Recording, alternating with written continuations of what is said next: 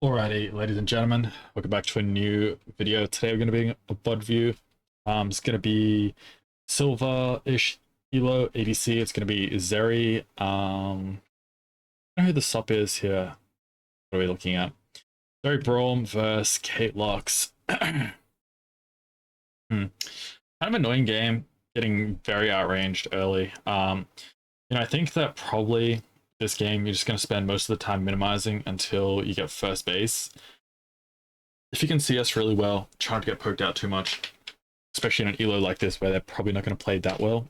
You can probably turtle until first base. If you can turtle till first base with a lead, that's really good. And if your first base is 1100 gold, boots, something around that, then you're going to be in a pretty good spot. Boots will help you a lot with the spacing, with these guys being longer range and also dodging some of the lock spells. So let's run into it. Obviously, they might make mistakes we can punish. If they do, we always want to punish them. Okay, Braum warded, recalled, you warded, sure. So when you're going for this recall, by the way, this is actually risky the way you did it. What you want to do is, actually I'm just going to skip. But you wanted to have walked up through this bush and then warded here. When you do it like this, if they're in this bush, they'll just all in you, right? And you'll take damage. Even if they don't kill you, if you have to blow any sums, really, really bad for this lane. If you lose health, it's not that bad. You probably be able to recall. But you don't want to lose pot. You definitely don't want to lose spells. Alright. Maintaining bush, could cheese, starting push straight away. I don't mind that at all. With this though, okay, so firstly we can't fuck up these creeps, right? Like, we very much cannot do that. Basically, the way I want you to think about it in any games where you're like immediately starting in the negative position in terms of matchup is you must not lose any free or uncontested creeps, whichever way you'd like to look at it, right? So in this scenario, you're CSing, there's no one in lane, there's zero pressure. You should think of it as like an unacceptable thing to lose that creep. By framing it this way, you'll put a lot of emphasis on it, and it's a little bit easier to improve, in my opinion. The other thing actually that I want to mention is that putting some damage on this creep is good, right? But what I would try and do then is like start putting some damage onto these creeps. And that way you the wave doesn't start pushing too soon because you killed a creep. But it also means that you've put damage on these other creeps so that when they get to lane, they're probably going to assume dominance in the lane.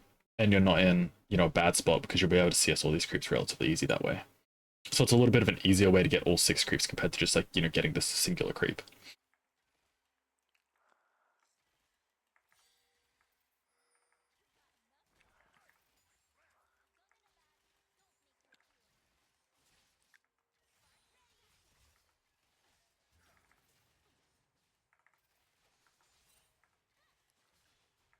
All right.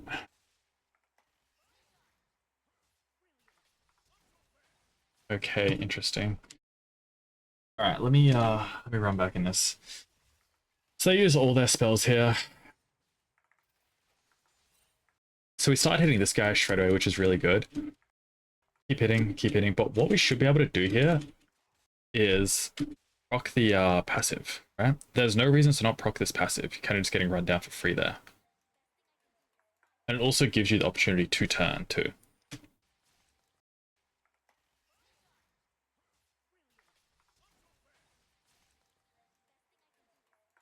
I think there's a decent chance here we could have just barriered and not had to have flashed, and like we can put a lot of pressure onto the J4. We ignite? I feel like we didn't ignite on our Braum either.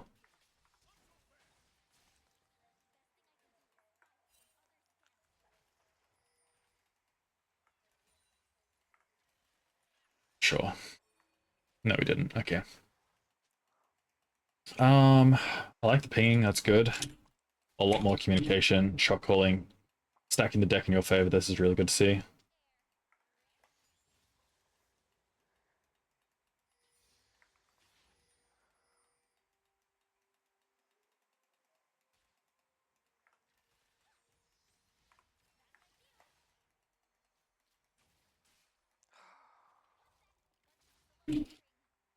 All right. So here, by the way, this is a pretty large fuck up. So we're in this scenario, right? Basically, none of these creeps are free. You get punished for all of these creeps, right?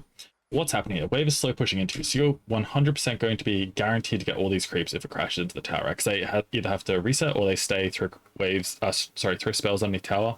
But if they do that, then, you know, they're not taking their base, they're not utilizing the pressure, and, you know, they kind of probably need a base. They might stay and throw spells at you underneath tower, but I think that's not that bad for you either. So if we go back in time here, right, because this wave is crashing, none of these creeps are free, right? They're all contested creeps, and you can't contest them because you don't have the health lead. The play here is to actually just not interact here. Do not take any damage, preserve your health, wait for Braum to get back, and CS this wave underneath tower. And by getting chunked here and having to base, this basically, you know, seals the deal for your lane phase, at least early game. Also takes you away from that win con of like trying to basically turtle until you get tier 2 boots.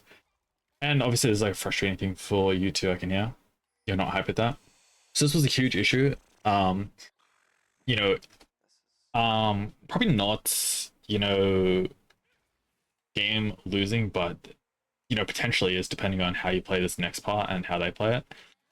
And if you end up having to get forced out here, you know, I'm going to say this is like probably end of review type situation, because the misplays here accumulate to such a loss that, you know, it takes the game to just where you never want it to be. And there was ample opportunity for that not to occur. It's like here, this is like all a great situation for you, but you're not able to execute on it because you took the health damage earlier, and so you're going to lose the opportunity to get these 2 kills and also the waves. And so yeah, I think like this issue is like probably end of review one. Also wouldn't type. I also don't think that the fight is actually that bad. It's like the fight is bad because of the, you know, previous inputs. So we definitely want to change that. And I think that focusing on these things is going to get you the best return on time investment here. So, whether you realize bot lane is GG from these plays, because it means that we're going to be able to fix that a little bit easier and faster. So a lot of optimization here in this lane phase, a lot to learn, and, you know, preventing this from happening, or, you know, navigating the situation better, is going to lead you to a lot more wins. You might still come back and win this game, very possible, but we don't want to be in that situation. We want to be in the situation where we're not getting punished as hard. So other than that, I just want to say, like, really good job on the climb so far. I think you're up nearly 200 LP since joining the coaching program, which was like less than a week ago. So insane to see this, insane, pardon me, to see the success you've already had. You need to keep compounding that up.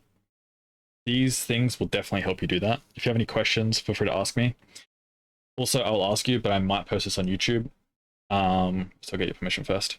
Yeah, very good mango. I like to see it. Talk to you soon.